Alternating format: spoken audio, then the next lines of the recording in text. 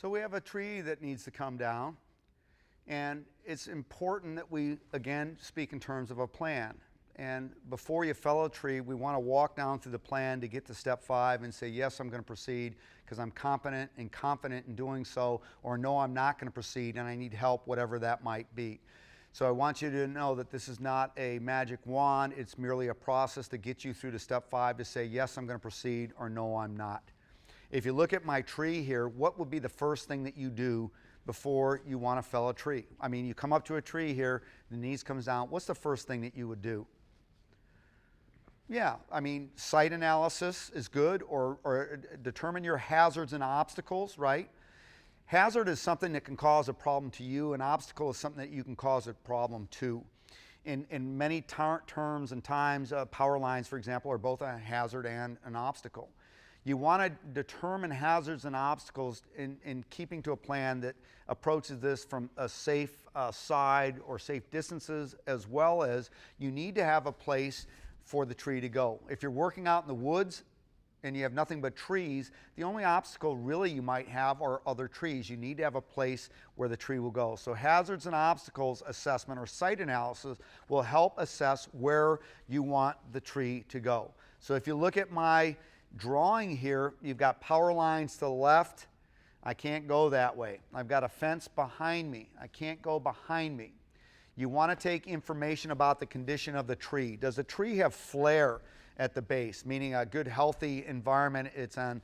If it looks like a telephone pole into the ground, maybe there's been some excavation or something done that could be creating some factors to the health of the tree, if you will. Do you have cat eyes, holes, mushrooms, molds growing off the trunk? Do you have dead branches?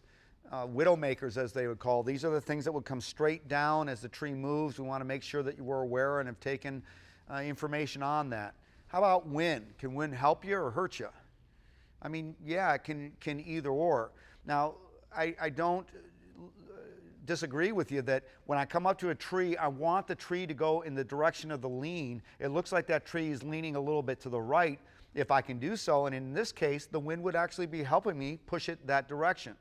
However, I have a house, it looks like, and I don't know, I'd still like to go that way as long as I knew the house, or the obstacle, if you were, is far enough away. So you need to be able to take a good measure of height reading, and you can do it very easily by just picking a stick up off the ground. If you pick a stick up off the ground to read height, let's just say that I want to measure the height of this wall inside here with glasses on, of course, from your cheek out. You're going to make 2 sections of line. So from here to the end of my stick equals from here to my cheek, or to my eye, if you will. As I keep a 90-degree angle here, in other words, you don't want to change this to 120, you don't want to make it 45, keep it at 90, lowering your shoulders down to the base of the tree, looking at it here. When that is framed at the base, and when you look at the top, you can walk forward or backwards so that you frame the top of the tree at the top of the stick. That line sight going up forms the third side of a right triangle, and from that place where you're standing, that's where that tree will come down. Now remember, you're measuring to the bottom of the tree. If you cut your notch 3 feet up, then you're going to be 3 feet shorter, but it's always better to be shorter than longer in that calculation. So if you were to walk back here in this situation, and my back is on the house, and I've got this framed to the base of the tree, and that I still see tree above my stick, it's not framed at both, then I know that that tree is going to get into the house, and in this case, I cannot fell that tree to the house as much as I'd like to. So based on everything here as well, bees and deadwood, you have wildlife considerations in some states. You want to be careful about those types of things. Certainly deadwood and bees can be a hazard because they're attracted to heat, vibration, noise, and the color. And that's everything that you've got going on when you're using a chainsaw, if you will. So in this situation, again, I can't go right, I can't go left, I can't go behind me. I'm going to go literally out here in front into this open field. And I'm going to say that open field is directly out here in front of me down this aisleway here. You need to have a place where you want the tree to go first. A lot of people would say, look at the leans of the tree first. You want to assess the hazards and or obstacles first, because the tree can go a lot of different ways. It doesn't have to be just in the direction of the lean. You can do a lot of things with it. It's got to go into a place where it's not going to hang up or create problems to other obstacles. So that's where I want the tree to go. Step 2 of the process is leans, L-E-A-N-S, plural. Because when you look at this tree, you certainly, from your view, can get an idea of the side lean of the tree. How to determine that calculation is from the spot that you've determined where you want the tree to fall, generally about 30 feet out, because you get a good trajectory or view of the crown. Is it going to hang up? Is it got a free flow of motion through the tops of other trees? From that point, literally look at the tree straight on and take your left hand to the furthest branch to the left, your right hand to the furthest branch to the right, and drop a plumb line down. Now, after you frame the crown, a plumb line is if I would shimmy up that tree and hang a little fishing line with a weighted line, that line falls straight down to the bottom, irregardless of the lean of the tree. It doesn't discriminate. So how it would look would be to the left and to the right, and then a plumb line. I just take one hand, move it over, and drop it straight down. So if you're framing from here to here, about middle is here. If you drop a line straight down to this point here, you would measure from there to the base of the tree, and I'm going to say that that is 2 feet of side lean. So you can tell that the tree is leaning to the right, and you know it's got 2 feet of side lean. That being said, is if I aim my notch on the saw, the felling mark on the saw, if I aim to try and aim it right at that X, I'm going to miss that X by 2 feet to one side or the other. Because what we've got so far is even if the tree's leaning forward, it's leaning 2 feet to the left, and it creates a pivot. That line, that tree is going to fall 2 feet away from where I want it to go. So how we fix that is by aiming the saw not directly at the line, but aiming it 2 feet opposite of the lean. Then the tree is pulled that way and brings it right down to where we want it to go. So that's how you determine the side lean, but it's leans plural. So I ask you, is this tree leaning towards you or is it leaning away from you? And you can't tell because they're two-dimensional, if you will. You can look outside here and you can do side lean on anything, but I can't tell the front or back lean, nor can you. So you just simply move from that spot to 90 degrees adjacent either side and do the same type of calculation.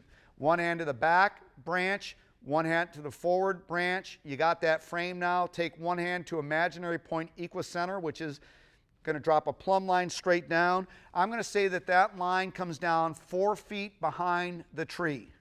So what does that tell me about my situation? It's got 4 feet of back lean. So it's leaning back quite a bit.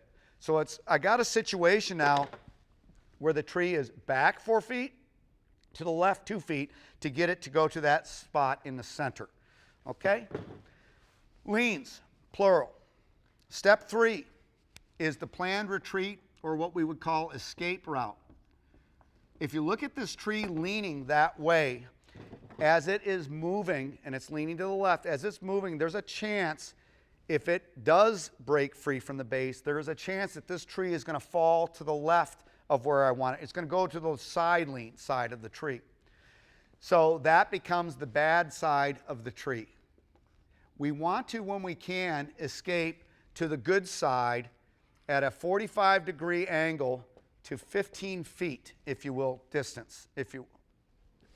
It's not about how far you get. You don't need to, and rule 102 is don't turn your back on it. It's about getting to 15 feet and then making sure that the notch and the hinge are working and the tree is going in the right direction. You're not behind the tree, you're away from the lean, and you're on the good side of the tree. Okay? Your escape route or your planned retreat. Step 4 would be the hinge. Before we even get into thinking about this tree, we want to determine the hinge.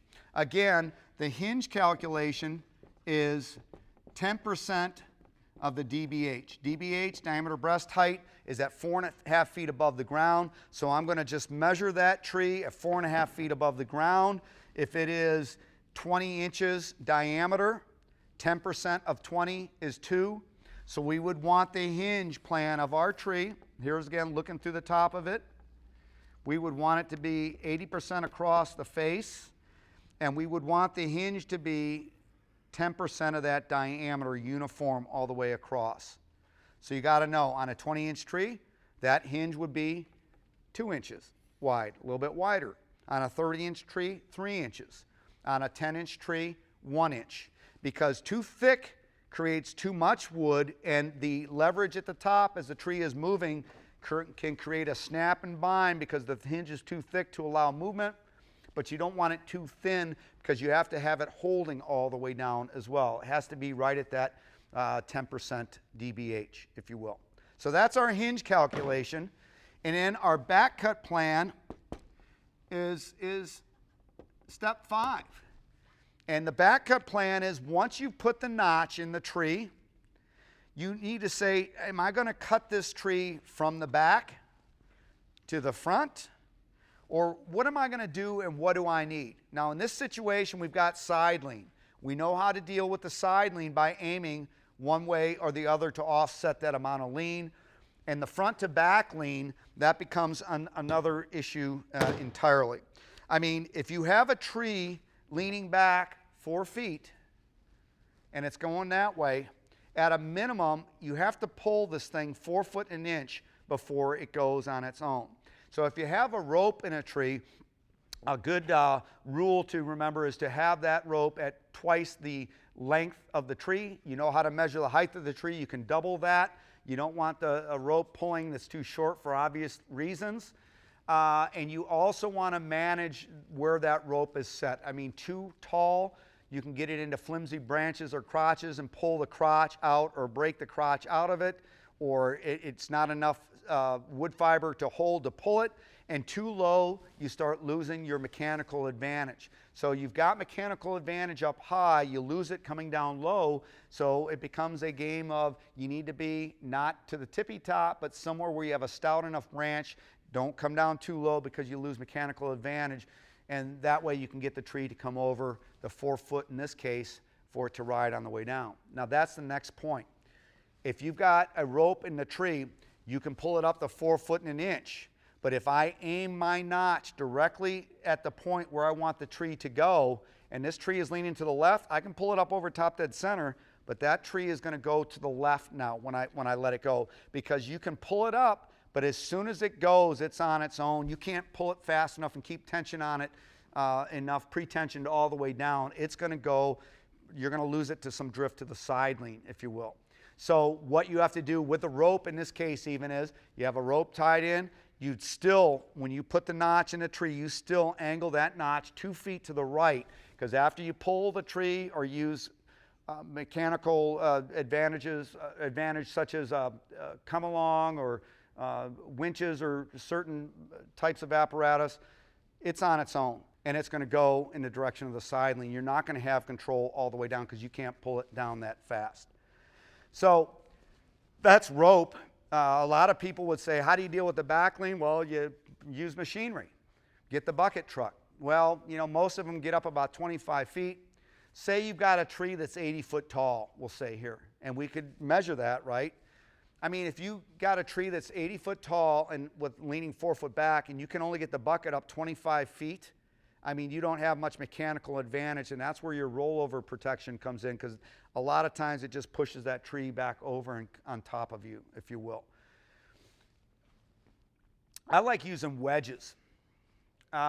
Wedges are in the form of a polymer wedge, if you will. These are for felling trees. They create lift is all they do.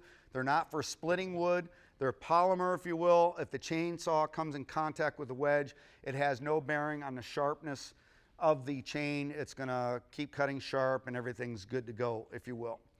So I just use wedges.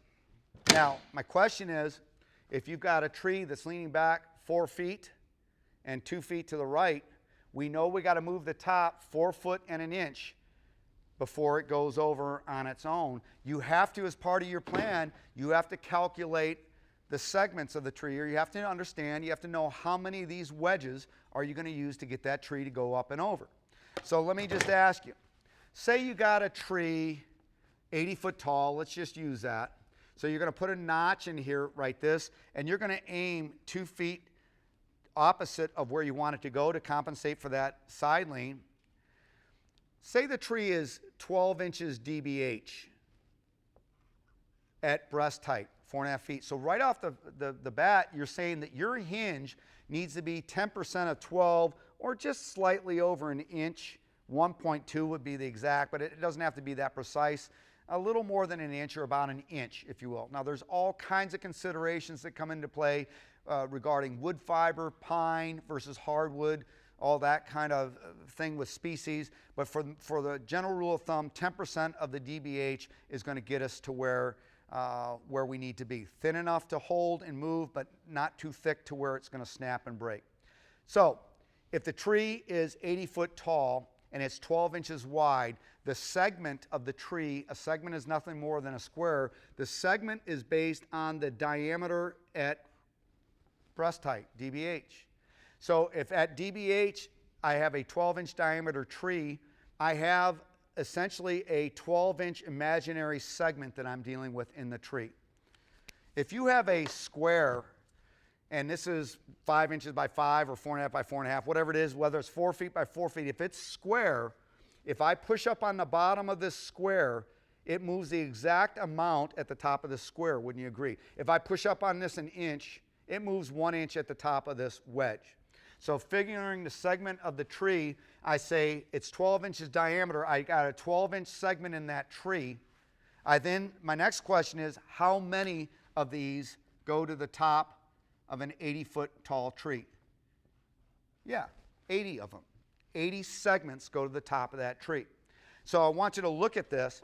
If I move this 1 inch at the bottom, and I'm using 1 inch because the wedge has a 1-inch shoulder to it here. If I get the wedge in behind the tree and move it 1 inch, I've moved that square 1 inch, correct? 1 inch. If I've got 2 of these on top of each other, and I moved the bottom one 1 inch, I moved it 1 inch, and I moved it 2 inches at the top of the second square. If I've got 3 wedges on top of each other, or 3 squares, segments, and I move it 1 inch at the bottom, it's 1 inch, 2 inch, 3 inch. So it compounds every square, it compounds 1 inch. So in other words, I would get 1 inch, 2 inch, 3 inch, 4 inch, 78, 79, 80 inches of movement at the top of that tree with just one of these little wedges. So my tree is leaning back 4 feet. That would be 48 inches. 80 is more than enough to get me to go over top dead center. Now let me just take that a little bit further here. This will help you. If you have a tree that is 24 inches wide, okay, now you have a fatter tree. Say it's 80 foot tall, 24 inches wide, 2 feet is the segment. Now I only have 40 of these segments going to the top of the tree. You with me? So I'm only getting 40 inches of movement at the top. If the tree is leaning back 4 feet, I'm 8 inches shy. So what we would have to do is we would have to double or stack the wedges. And remember, you never want to stack wedges this way because each wedge will work on itself. When you drive it, it tends to wedge one out and the tree sits down, it could come over backwards. So when you use wedges to stack, you can put them at a 90-degree angle and put them into the back of your tree and run them this type of way, and they will lock in and they won't shift or move on you. Now you're getting 40 and 40 or 80 inches, more than enough to compensate for 4 feet of lean on an 80-foot tree that's 2 foot wide.